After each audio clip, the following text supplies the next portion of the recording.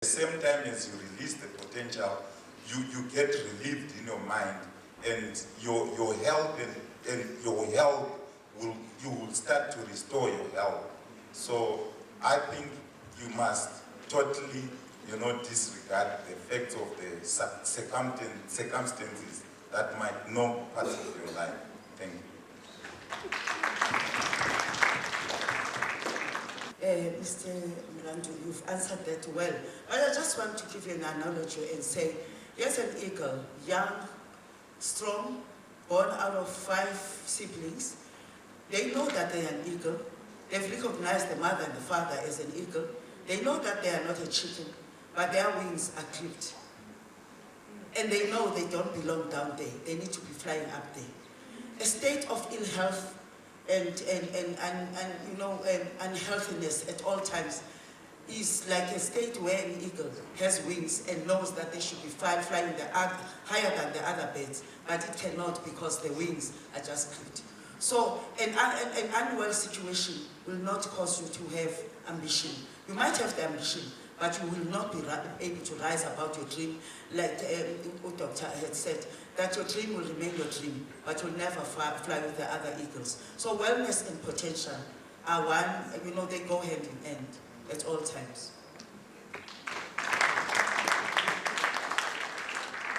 I'll take one last question from the floor and then we'll move on.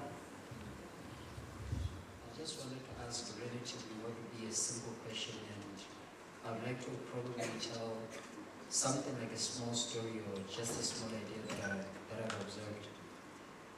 The whole conference basically we've been talking about success and basically what success is.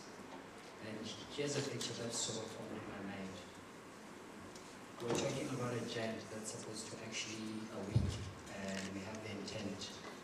But then is it possible to say that the rules that have been set and the standards that we believe to be a success might be something that is wrong? And here's the basic picture. The giant is meant to awake, but then it's sleeping under a tree. And every time it is meaning to wake up, its head hits the branch, and then it goes back to sleep. And then unfortunately it still tries to wake up from the exact same position, but then the head is still hitting the exact same branch. So in summary, I would like to believe that we are meant to awake, but then the problem is not necessarily the waking up. The problem is possibly the grounds in which we determine our success as the giant, possibly. Meeting up with the same circumstances in which the giant found himself prior to his waking. And we had already talked about you being able to define your circumstances and you being able to defy your circumstances. I don't know if Your Excellencies might want to add anything or maybe a comment on what he said. There will always be obstacles in this earth. There will always be things that will stand in your way, no matter how big you are or how small you are. But it is up to you, like I said, to have an intention of rising above that. And firstly, the recognition, it's a reality that you're talking about, that we're living in a real world. We all have good intentions, but there will always be things that will be in your way. So I think for me, a giant who knows that they are giant will understand that this branch, is really blocking me and do something about the branch. I love one of the slides that Dr. Ngoma put up, is that the insanity of someone drawing a line on the road and then going around a piece of wood instead of removing it.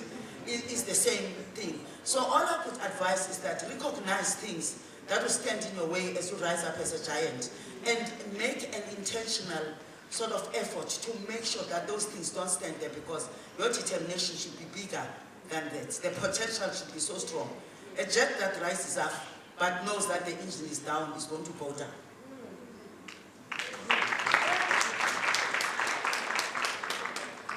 Well, we would like to move on into the environment of the giant.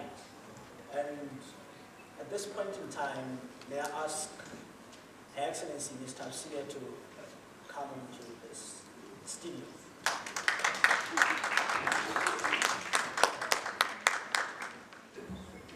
Your Excellencies, Good afternoon. All protocol observed. I will move straight to my discourse. We want to say this afternoon that we need to be giants in our relationship. For one to be a giant in anything, they need to master and be successful in it. Success is accomplishing goals, usually career, financially, and sometimes lifestyle. In general terms, there's a remarkable agreement in the world on the three elements or ingredients or measurements of success. Virtually everyone would include personal development and health, would include career and achievements, and they would include relationship and families. Now, each of us may define these three things differently. Many, for example, would emphasize faith within their personal development, and others would make service and giving prominent among their achievements. But the point is, we all pretty much know that these are the three categories in which we work for success. Like the three sides of a triangle, they're interconnected, and each side touches and supports the other two. Now, success in only one of the three areas is flat and one-dimensional. We have all seen the shallowness of wealth without health and without family. Even success in two of the three dimensions can lack depth. As in someone who seems to have everything going for himself or herself, but has no one to share it with. Now, we should all strive for significance, to have a durable, positive impact on individuals and society, making things for others better in a meaningful way. Now, there's one lucky fella who had the opportunity of reading about his obituary. Now, this guy was reported by a Swedish newspaper to have died. In actual fact, his brother had died, but I think they got the facts wrong, so they reported about this man to have died. Now, when he read his obituary, he was like, oh, okay, I don't think I like what I see, you know. They have obviously praised him for his success in wealth and for being an industrial dynamite. But he was deeply depressed by the lack of significance associated with this success. Now, his solution to this was leaving the bulk of his fortune to create the Nobel Peace Prizes for human achievement, and that is the story of Alfred Nobel. Now, it is interesting how, as people, we all rank, you know, the areas of success in the order of importance. I think, relatively, you know, it's been generally agreed that relationships and family are important. Personal development and health is important. We've spoken about this already. Career and achievements, and this is what was the bulk of our discussions this afternoon, as a matter of fact. Yet, when most people are tasked to list the three in order of how much time and mental energy they are spending on each one of these, the list flips. Now people start concentrating on career and achievements. They start talking about personal development and health. Nothing wrong with it. And the list is relationships and family. Now, is there a disconnect between what we believe and what we actually do? Is there a dichotomy between importance and effort, between priority and application? Do we should change the most important of the three in favor of the list?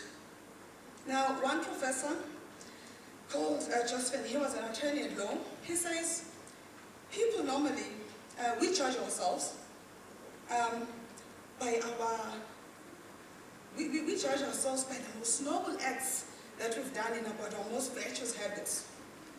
But other people will judge us by our last worst acts. Now, Steve Covey, in his book, 7 Habits of Successful People, says that you should begin with the end in mind. Now, this is what I'm saying to you, future leaders, this afternoon. That you're saying as the future leaders that you want to be the pioneers that are going to take Africa to its first world status. Remember then, success in only one of the three areas is flat and one-dimensional, and then we have all seen this shallowness. We all need family. I believe, though, that there are primary reasons why we don't seem to spend so much of our time and mental energy nurturing our relationships and our families. Perhaps the one fact is that there's no achievement. You can't actually measure the achievement in terms of your relationships, in terms of your families. There is absolutely no recognition for it. Yeah, your sister will love you, your mother will love you. But there is simply not much accolade and acknowledgement for our relationships as much as there would be for our achievements. Having a great marriage, or a great kid, or being a loyal friend might get us a compliment now and then, but in terms of real broad recognition, you can't hold a candle to a running company or even getting a big promotion at work. The second factor is actually a bit more basic. We actually maybe don't even know how to do this. We don't spend as much, and we haven't invested as much in building great relationships. There's no, if we just flip the coin, everybody will have something about developing your career. Pastor Hilda just now has spoken about health. But how much are we saying about nurturing relationships with family? The truth is, we don't have degrees for parenting and relating with our siblings and our other relational stakeholders. Remember, we've got so many relational stakeholders. These are the people that we relate with every day, the people that we work with, the people that we go to school with. Those are our relational stakeholders. But are you investing in those relationships? Our goals, for the most part, are more specific on careers, finances, and not as much on families and marriages. And I want to ask today that perhaps we need to rearrange the issues, which is why we're saying you are the future leaders. You're the leaders today, but you're going to take it forward. Now, I think we want to make a conscious commitment to prioritize our relationships and our families. We must remind ourselves that career supports family and not the other way around. Therefore, we should set simple goals each week for our most important relationships. The second step, perhaps, is to improve our relationship and life balancing skill.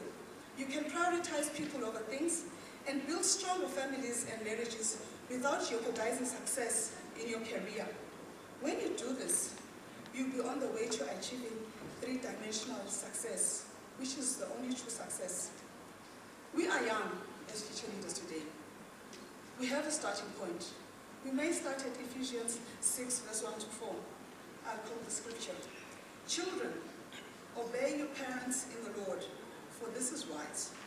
Honor your father and mother, and this is the first commandment with a promise, that it may go well with you, and that you may live long in the land. I couldn't have it any better. You can have everything. You can have the money, you can have the success, but if you don't have anyone to share it with, if you don't have the health to enjoy it, what does it matter? I implore you then, future leaders, that you go start, spend some time, nurture and build your families and relationships. I thank you.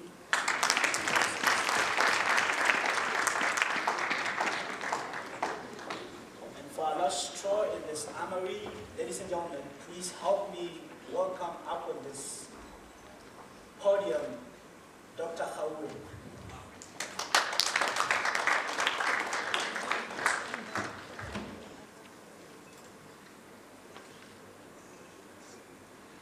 I want to greet all the honorable guests and further to say that all protocol observed.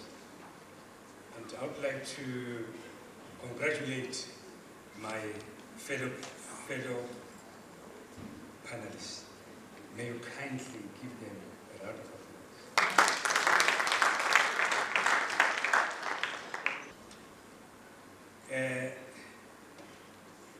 Murena, how you didn't mention you got sex. How about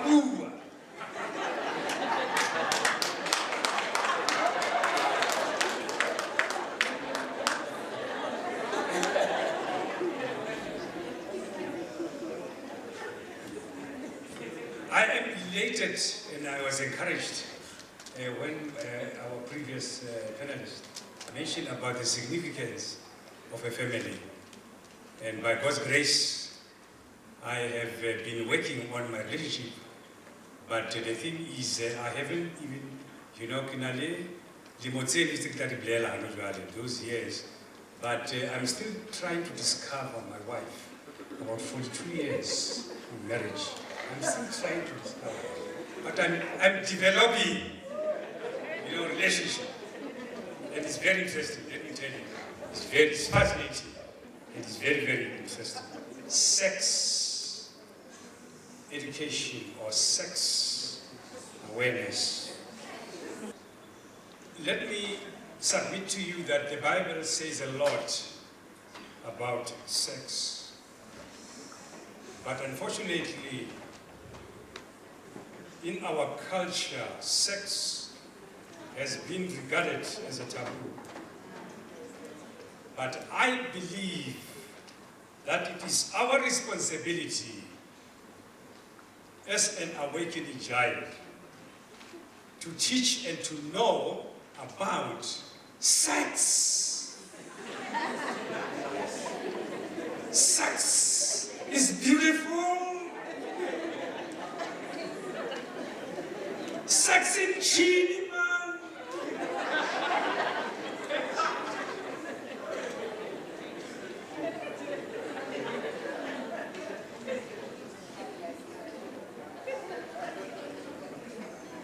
When conducting my empirical studies in 2004, when I was doing my second master's degree, I was focusing on youth.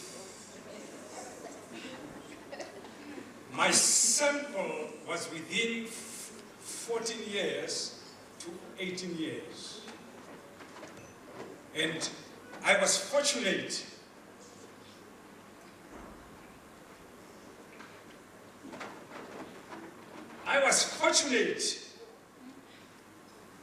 to do sample to 270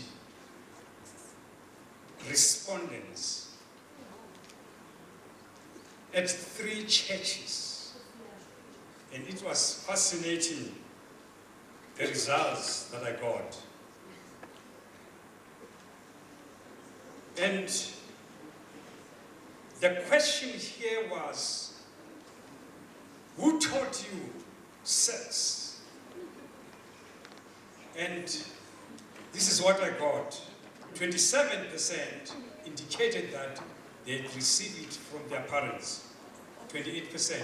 I think this percentage is a little bit, huge compared to when I grew up. Because when I grew up, I was not taught about sex. In fact, what happened to me is that I only knew about sex after I got married. And this is serious, and because I didn't even know what to do. Let me not get into the details, because you won't understand me, and I'm serious. 24% from their teachers, 21% from television, 17% from their friends, 3% from their pastor, and 5% from the books, and 1% from the magazines. Now, when you study closely this, my question is, what type of education, teaching, are our young people receiving? Hence, we have what we call promiscuous type of life amongst our young people. There are 3 words, 3 important words in the Bible about sex. And number 1 is lasciviousness. Number 2 is concupiscence. Number 3 is fraudulent. This is all in the context of sex, and it is written in your Bible.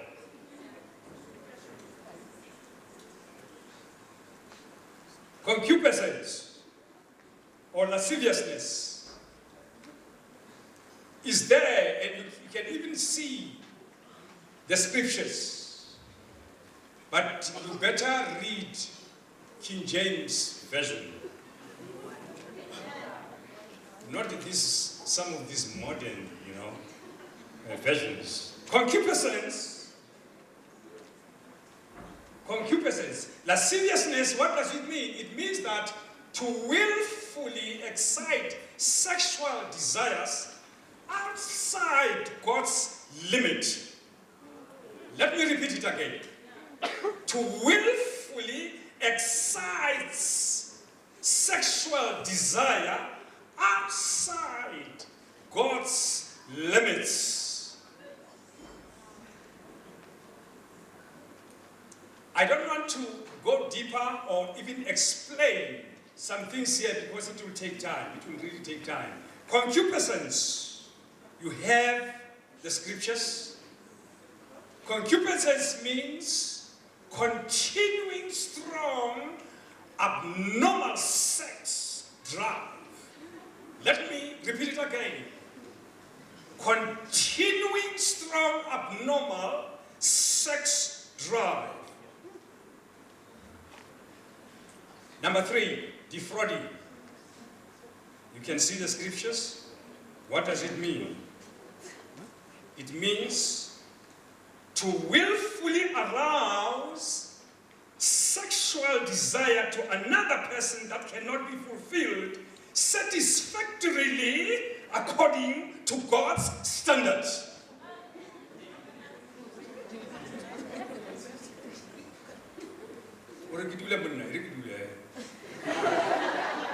So, I will say a lot about this, but time doesn't allow me. Sex is for married people, and that is for what I call procreation, pleasure, and in oneness. But I would rather go in another way. It starts with oneness, pleasure. Now listen, this generation did not invent sex. Sex originated by God, in God. That's why it is intended for pleasure. Many things that are happening here is not pleasure.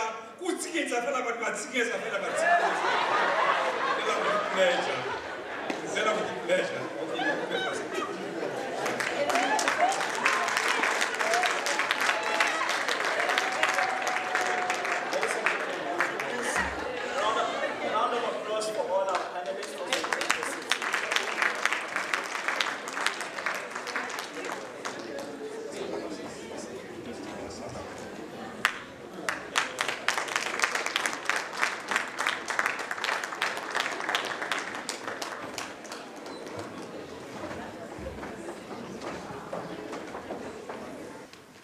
Our other speaker tonight is, amongst us we have our father and a man of integrity, the Deputy Minister of Trade and Industry, Cooperatives and Marketing.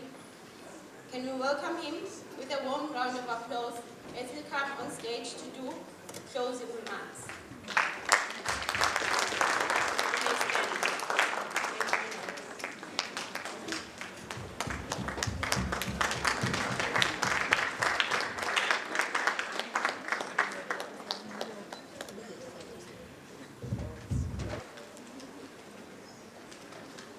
Madam MC, Your Excellency, the Disciple, all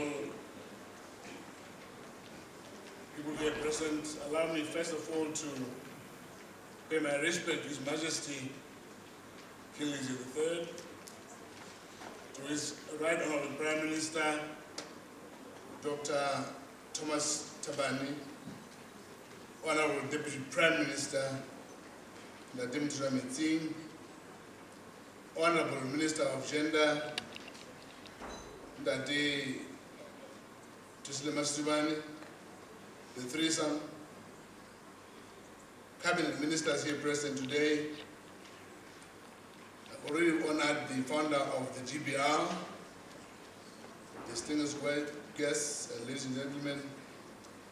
I am deeply honoured this evening to recognize the fact that the University of GBR has bestowed upon me the title of doctor that comes after my name, and from now on, never call me Mr., but Dr. Nzawulo.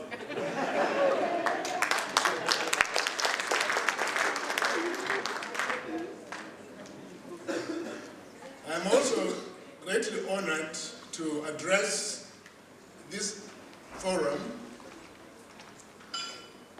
because mostly it contains young people, not only young, but also Christians. And I greet you all in the name of our Lord Jesus Christ. Amen.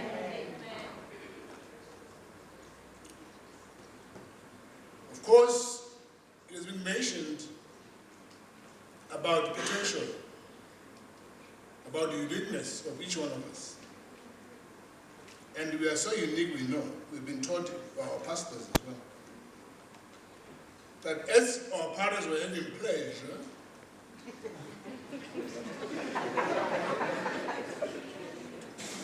the others died, and only you survived. That means you are special. That means you're special. Only you survived.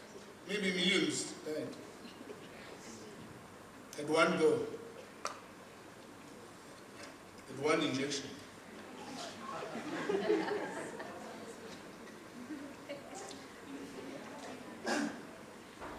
Now that's it, bro. The police of the bridge.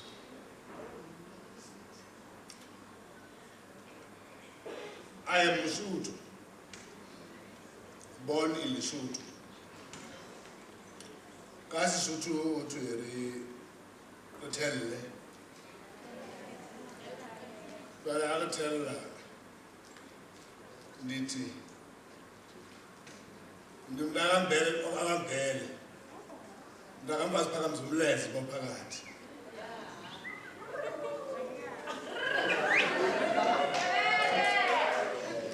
What am I saying? I'm challenged there. I thought maybe I would have been part of this from the time it started. Unfortunately, I had to bury some people in the village. Those who have gone to God.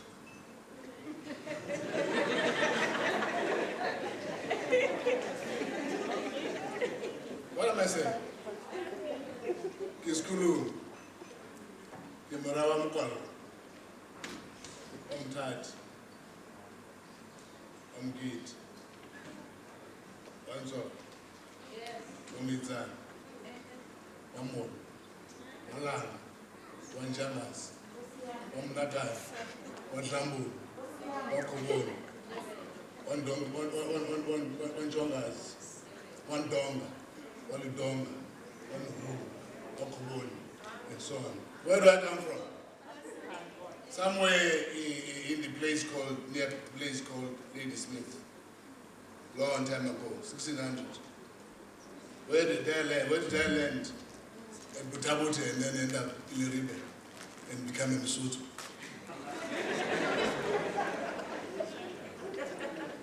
When this nation was created, my grandfather Mnakali was here with Mshesho, fighting Mzilekazi as they drove, as they went to Zimbabwe and went there with some of my brothers.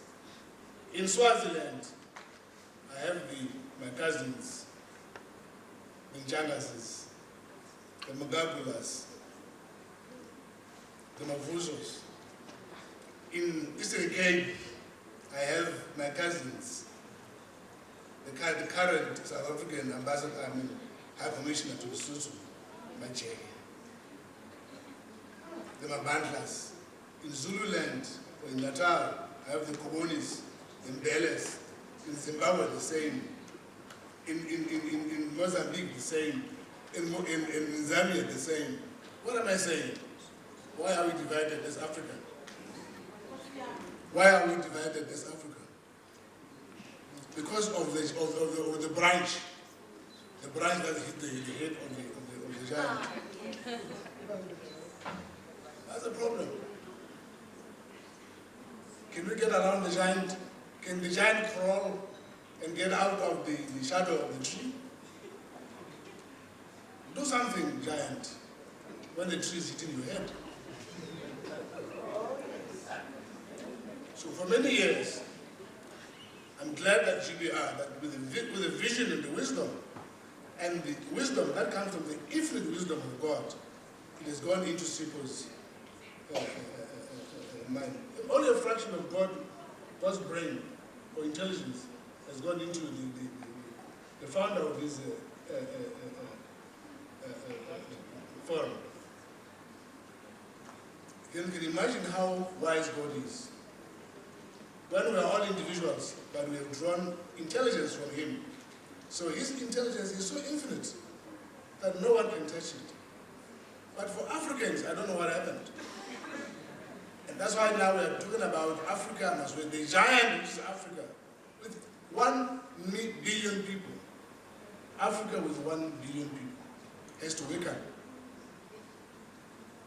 Maybe the circumstances that we found ourselves in Africa, of warmth, trees full of fruits and vegetables growing all over, and eating from the things that we didn't grow, going around undressed because it's warm, it's not cold.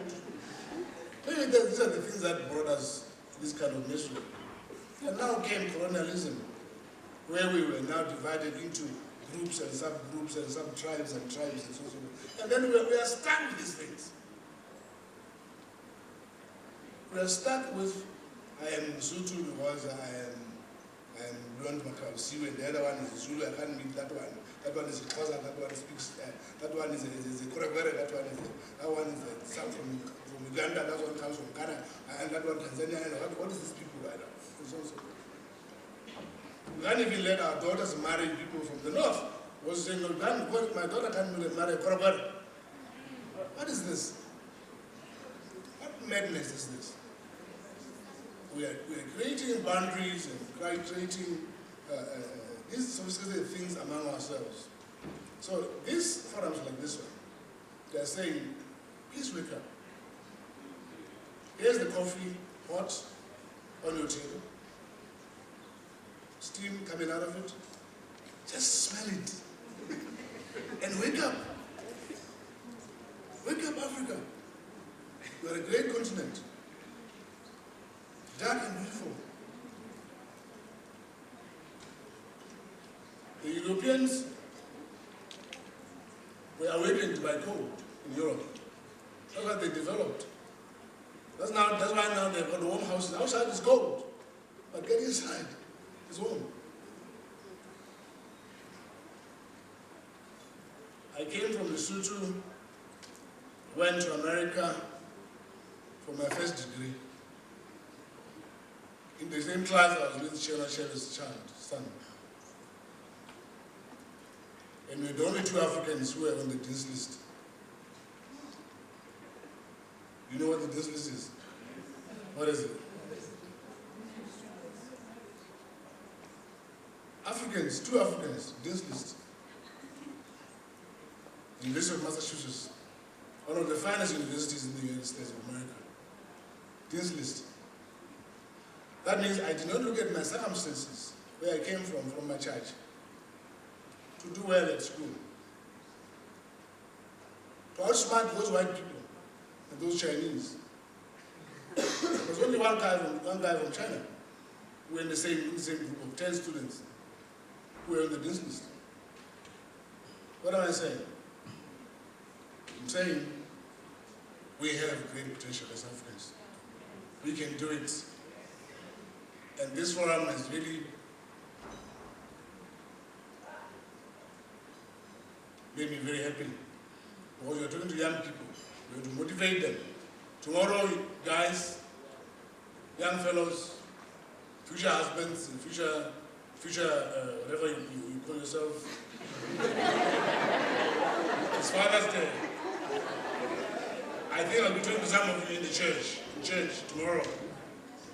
I've been invited to go and talk to you about being a father, what the fatherhood is. Fatherhood is different from being a father. Yes, coming from Machache, way in the mountains. Not allowing myself to be challenged by anything, my circumstances where I come from. I am now Dr. Skulemans, our Deputy Minister of Trade.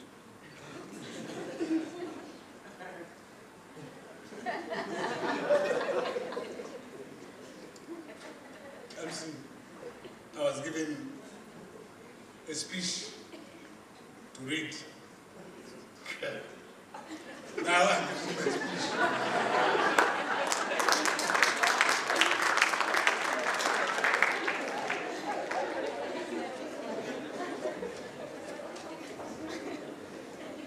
Allow me to open my address by enlightening you on this issue, saying that wisdom does not reside in one household, meaning this is a crucial legacy where we should instill in our future leaders, because it will remind us that there is a bank of experience and knowledge in the whole of Africa and the world at large, left to us to exploit for the development of and advancement of our youth economically, socially, and spiritually. I strongly believe our young leaders have established long-term networks and institutions of cooperation at all levels of assistance and development. These efforts should start at the family, villages, towns, townships, and cities, national, regional, and international levels. Please, leave no stone unturned. Bear in mind, God has endowed you with His grace, abundance, intelligence, wisdom, spiritual discernment, resources, and physical strength as springboards to propel you to the highest peak to accomplish His purpose of the betterment of men and the world at large. What we have gained in this important event will be the perpetual reminder of your mission in the world. You are not just a number, there is a generational mandate that you must fulfill in God's purpose. And we find these words in Jeremiah 29:11, that tells us that God has plans for our lives. Always see ourselves as African leaders heeding the call of the first world for Africa. I implore all parents, national leaders, spiritual leaders, committees of various organizations to join hands at all strategic levels to support youth in Lesotho and the rest of Africa who are present here. Support them to become the best leaders of the world. Especially Africa must lead the world in the next 10 years.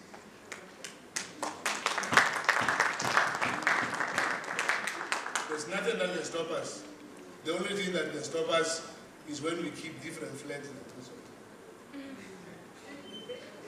Somebody now, tomorrow, must design a flag that combines all these flags and present it to my office.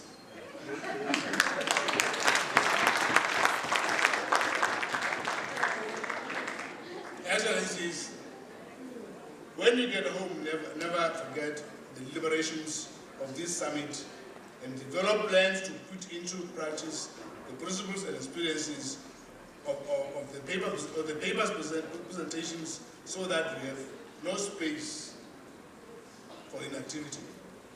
Your efforts should be all-inclusive so that all relevant stakeholders feel comfortable to contribute to the total development of the youth.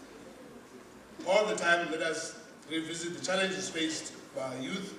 This will help us identify leaders and institutions which should network and cooperate in assisting our youth to address their issues and steer the ship towards the prosperous Africa and a stable world for the present generation and for the future humanity. Distinguished guests, let us put at the back of our minds the new evils facing the whole world, which are human trafficking, HIV/AIDS, and environmental degradation, climate change, and so on. Integrate the above-mentioned issues when developing our strategies and plans. Have monitoring and evaluation mechanisms incorporated into your plans and strategies at various levels of cooperation. Youth is a highly mobile. As I was listening here, I heard someone saying BBT, when the thing could not work. Here, to tell us about the pleasure. So someone said BBT, born before technology.